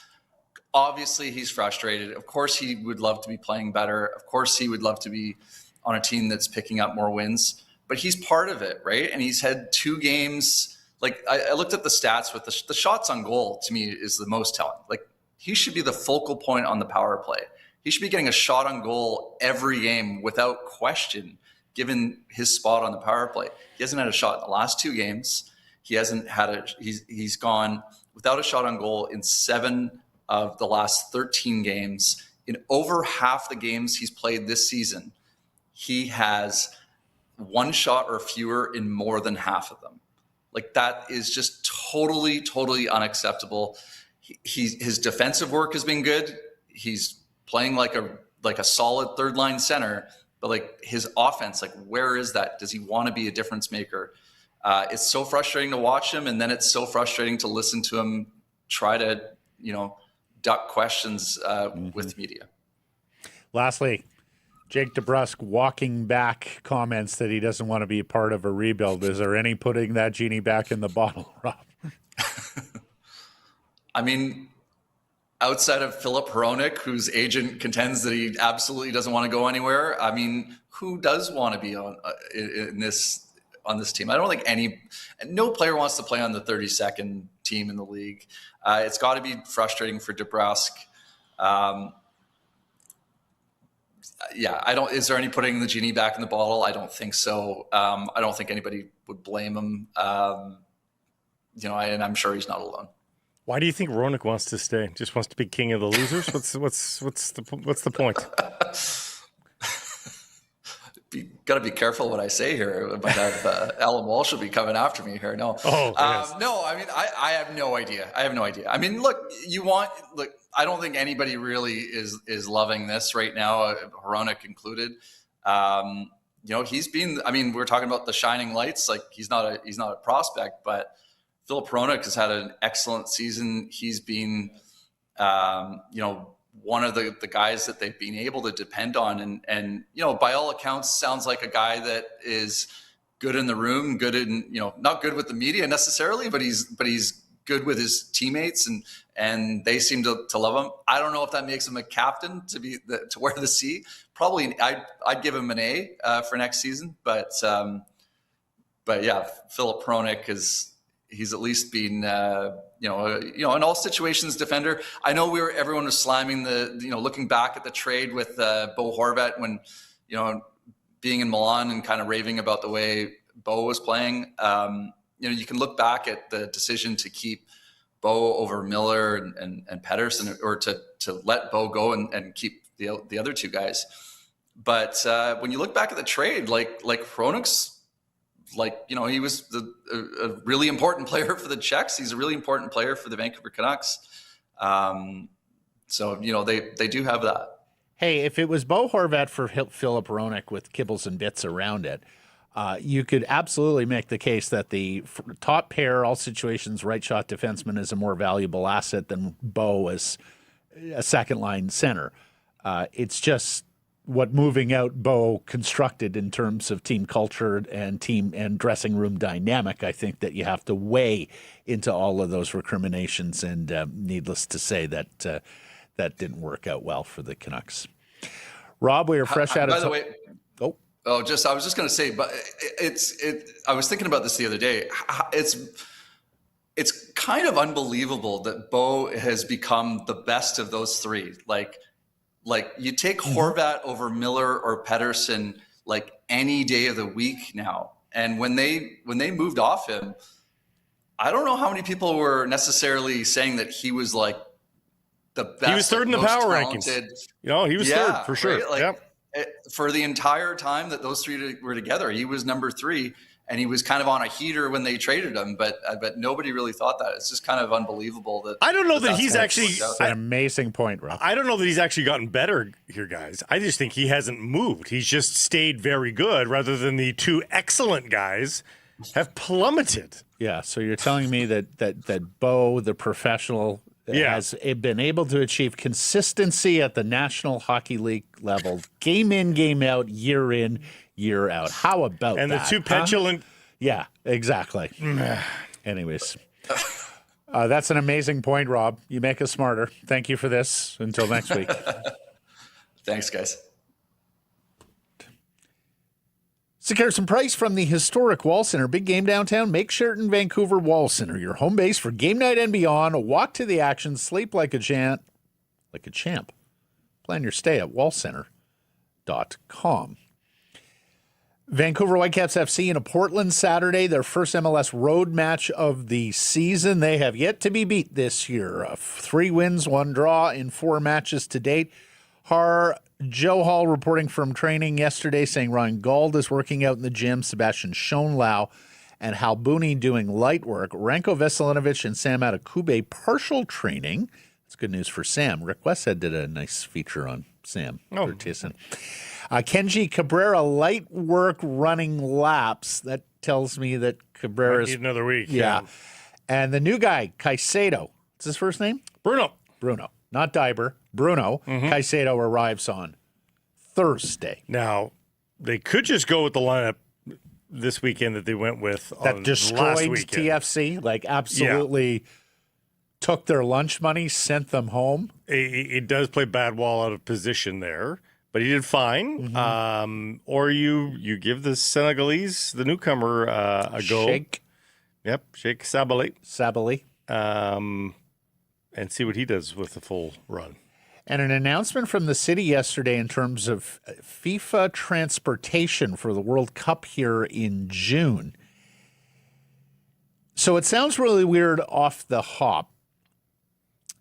The SkyTrain station closest to BC Place, Stadium Chinatown, will not be open on match days.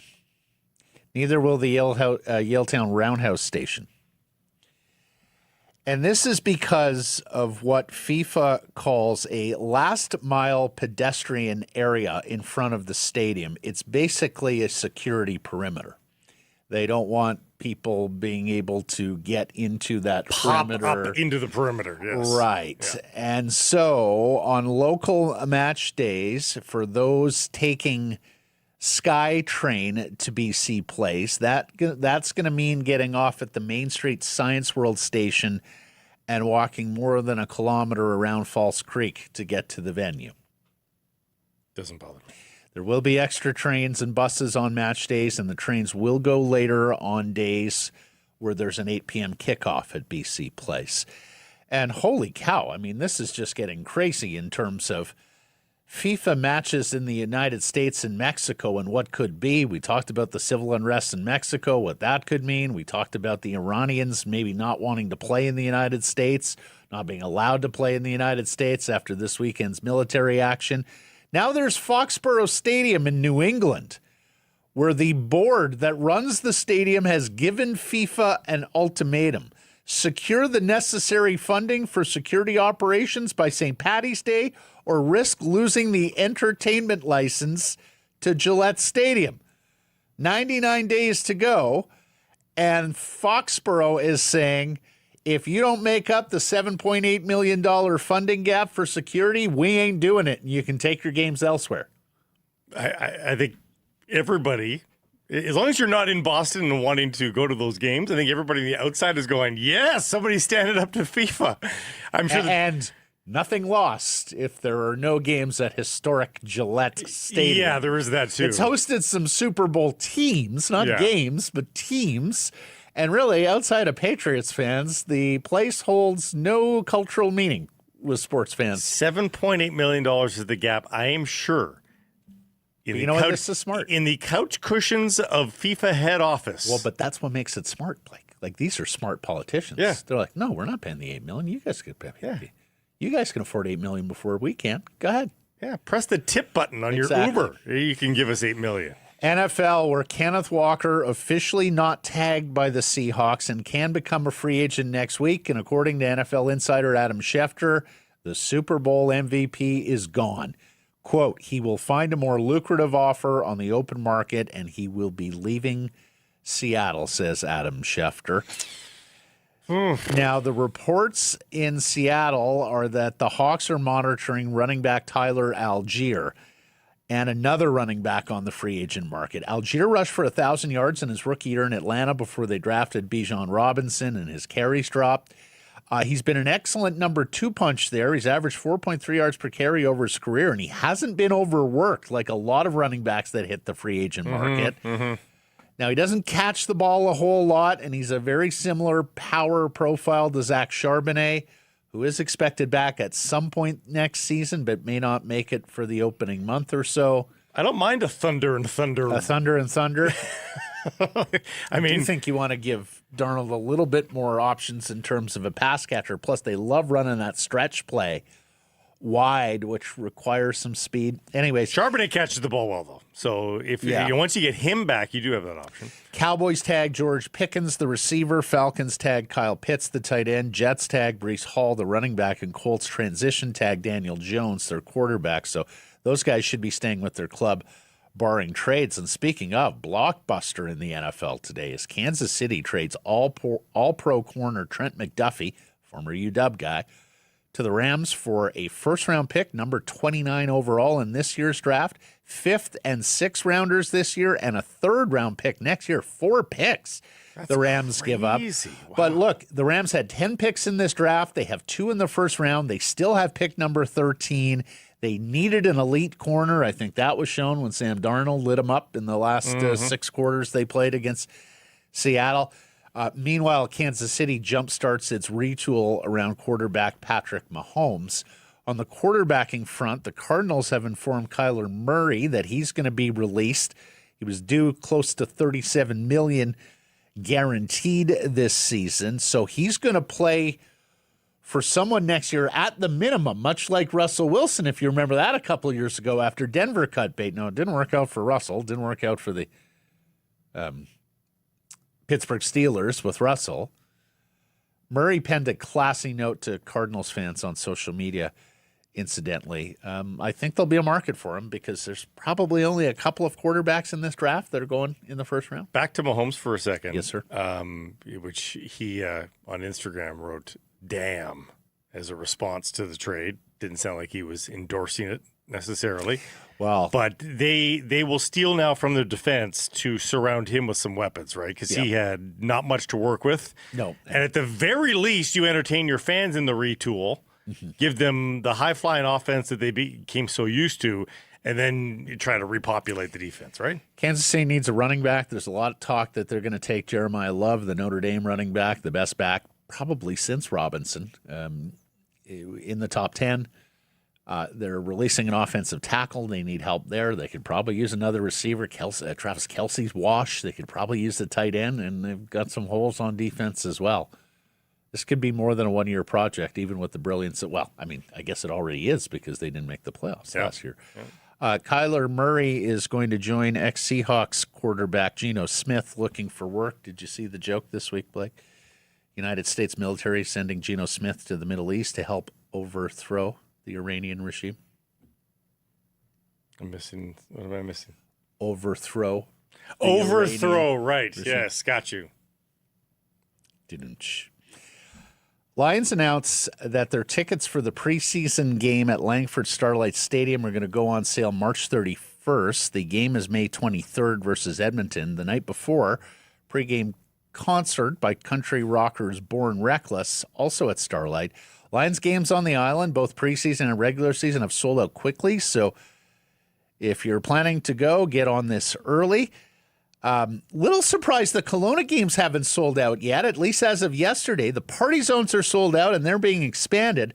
Grandstand for the June 27th game against Calgary is sold out, but there's still tickets left. Not a ton, but still tickets left in the grandstand for the July 4th game versus Edmonton. Which is funny because you might have Kelowna residents going away on a long weekend, but you'd think you'd have city residents in Kelowna for the long weekend. Well, visitors. Lots of visitors. So you think that would be a wash. I mean, it will sell out. It will. It will. Love this project from Howard Samura. Does such a marvelous job covering high school athletics in this province. 80 for 80 on the eve of the 80th BC Senior Boys Basketball Tournament, the Provincial Championships at the Langley Events Center. An anniversary committee selected the 80 greatest tournament players across all tiers in the 80-year history of this event. Steve Nash, Kelly Olynyk, Robert Sacre, Scrub Brothers, Howard Kelsey, Lars Hansen, Ron Putzi, Pasha Baines. Lots of familiar names to basketball fans in this province. Do want to point out an omission of Paul Verrett of Killarney, older brother of our buddy basketball Phil, who was a great player in his own right before going down to Gonzaga when nobody knew who Gonzaga was. What high school did Al go to? Mr. Chris Manson. That's a good question. He's a Vancouver boy. They could be somewhere in there. We'll have to text him. He got snubbed. I texted Putzi. We're sure that he's not in there, Chris Manson? I did not see him. I could double check. It is conceivable that I can't imagine I would gloss over Al's. That's a hell of a project, though. 80 players. Well, yeah, especially like some of these guys go back to the 50s, Blake. Like that's the thing that caught me as I was going through the list. It was like, boy, like who's got the institutional knowledge to go back to, the early days of this when it was, needless to say, it's not like you just fire up the YouTube clips on that. No. No, Chris Manson. Maybe he was a late bloomer. Took him till the uni to really hit his stride. And lastly, an exciting day for Canadian and BC golf as Vancouver's Leah John plays her first tournament as a full-fledged member of the LPGA. She tees off today at 3:26 p.m. our time at the Blue Bay LPGA tournament held at the Jiang Lake Blue Bay course in Hainan, China. John earned status at the LPGA qualifying tournament in Alabama last December. We had her on the program later that month. I see Brad Zemer has written about her here for BC Golf, and you can see the headline there. BC's newest LPGA member, Leah John, brings joy wherever she goes. Boy, does she ever. She is just a bright, enthusiastic, infectious young personality. Hell of a player as well. She led that qualifying tournament through a couple of rounds. She overcame a penalty stroke on 15 or 16 late in her third round, but she didn't get shook. She just kept on keeping on, finished in the top 10, got her status. She's a former standout at the University of Nevada who has played some Canadian Opens, played on the Epson Tour, and she leads a bright young generation of Canadian women who are hoping to join Brooke Henderson as stalwarts on the LPGA Tour. You're going to hear a lot more about some of these Canadian young junior girls and more collegians who are coming on up. More and more, I mean, we've seen this in tennis for sure, but we're starting to see it in golf now too, where you might be young, you can have success, and already in the first few weeks of the PGA Tour, AJ Ewart and Yelmer Arju are often the top two Canadians right now of what used to be a very healthy contingent of veterans. They have done very well in the early going. Like, now look, players of that level, they're they're either having the very early tee times or the very late tee times, right? They're not in the heart of the broadcast day. So it's not like they are often paired with the Scotty Schefflers and all that of the world. No. But, Blake, you're going on the range. Like, there's Scheffler. There's Rory. There's, like, all these incredible stars. Then you get out on course and suddenly there are crowds everywhere, right? Like, there weren't crowds on the Korn Ferry Tour or when you're playing NCAA golf. So I can only imagine, plus they're harder courses with tougher pin placements. I can only imagine how intimidating it is for a young golfer to get to the highest tours, and now suddenly you're playing in that environment with those sorts when of you're stakes. Beside the logo. Like, it's one thing if you've played on the Korn Ferry or an NCAA championship. When you finally tee off and you're looking at the PGA or LPGA logo, I think you clench a little. Oh, how could you not? You right? made the Like, show. That's the highest level of the sport. Yeah. Results of the Yellow Dog poll question from yesterday, Blake. We asked worst culture era in Canucks history.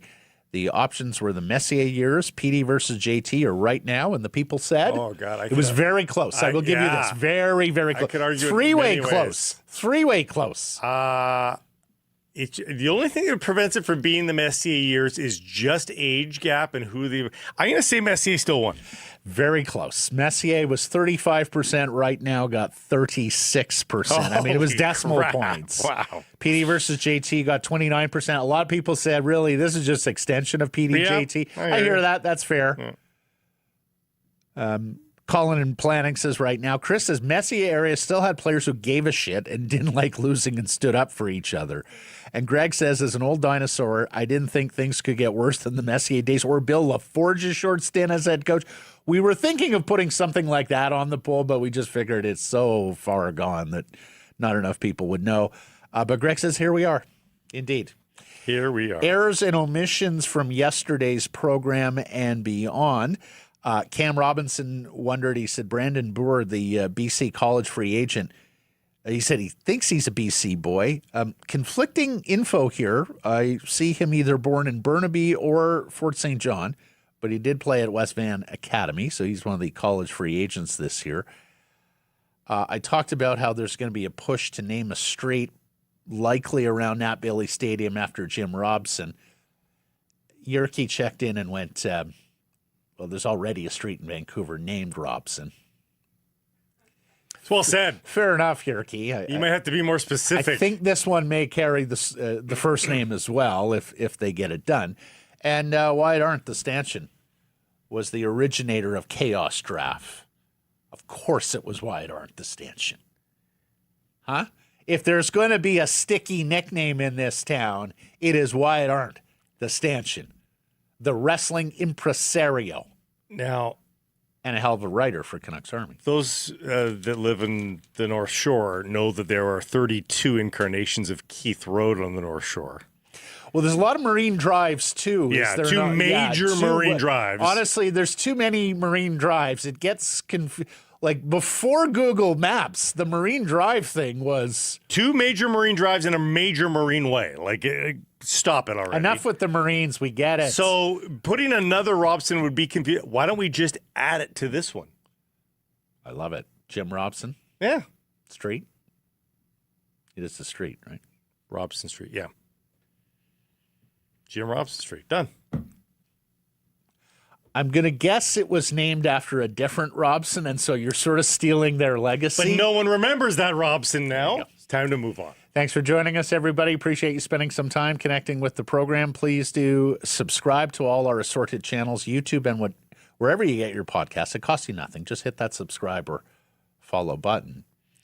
Follow on social as well. X, Insta, Facebook, TikTok, YouTube, Blue Sky, live on many of those platforms, noon Pacific time weekdays. And, of course, please do support the community sponsors you hear us talking about and keep it local.